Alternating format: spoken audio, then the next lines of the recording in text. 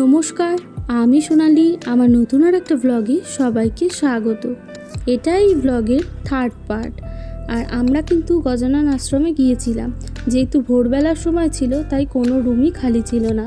আর ওদের একটা নিয়ম আছে, 10:30টার পরে গিয়ে তারপরে অনেক ফর্মালিটি পূরণ করতে হবে, দেন রুম পাওয়া যাবে।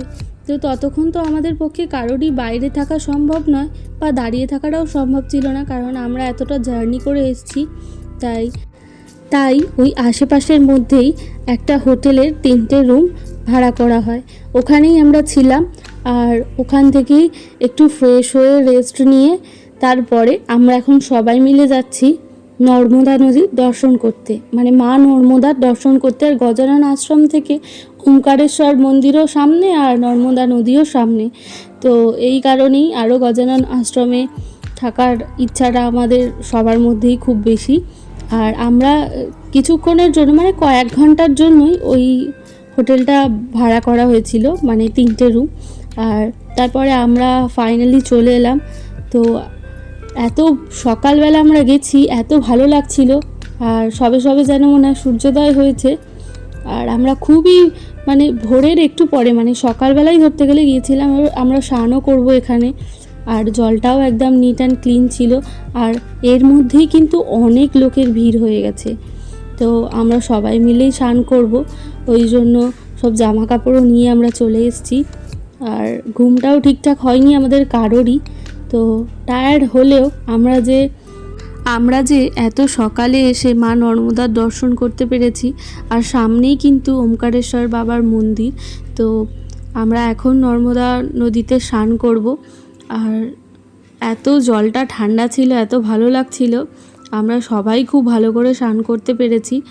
আর সামনেই মন্দির, এখন আর যাব না, পরে যাওয়া হবে, মানে সন্ধ্যেবেলা। তারপরে আমরা ব্রেকফাস্ট করতে চলে এলাম। আর ব্রেকফাস্টে আজকে নেওয়া হয়েছিল ধোসা, মানে মশালা ধোসা, ওর সাথে সাম্বার আছে, তারপরে নারকেলের একটা চাটনি দিয়েছে। আর তারপরে সবাই মিলে তো গজানন আশ্রমে চলে এসছে।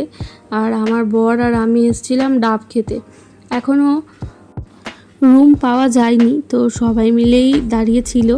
তো আমাদের 3টে রুম লাগবে, 4জন করে থাকা হবে। তো ওরা দাঁড়িয়ে আছে। আর আমরা সব লাগেজ নিয়ে ওই হোটেলটা থেকে চলে এসেছি, কারণ ওখানেও টাইম দেওয়া ছিল 10:30টার পরে আমরা রুম ছেড়ে দেব। তো তাই জন্য আমরা সবাই মিলে চলে এসেছি, গজানন আশ্রমেই দাঁড়িয়ে আছি। আমরা 3টে রুম পেয়ে যাব। আর এরকমই বলল, বাবারা ওখানে দাঁড়িয়ে আছে, তো আমরাও বাইরে দাঁড়িয়েছিলাম। আমি ততক্ষণ চারিদিকটা ঘুরে ঘুরে দেখছিলাম, এত সুন্দর পরিবেশ আর চারিদিকে এত গাছপালা, জায়গাটা এত শান্ত আর চারিদিকটা এত গাছে ভরা যে দেখেও ভালো লাগছিল। ফুল গাছ সামনে থাকলে এত ভালো লাগে, আর এত ফুল হয়ে আছে। আমি ওখানেই খানিকক্ষণ বসেছিলাম। তারপরে আজকে আমরা গজানন আশ্রমে 3টে রুম পেয়ে গেছি। তো এখন আমরা ওখানেই খাওয়া দাওয়া করতে চলে এসেছি।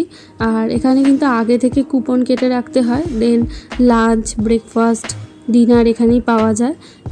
বাকি কথা পরের ব্লগে বলবো। টাটা।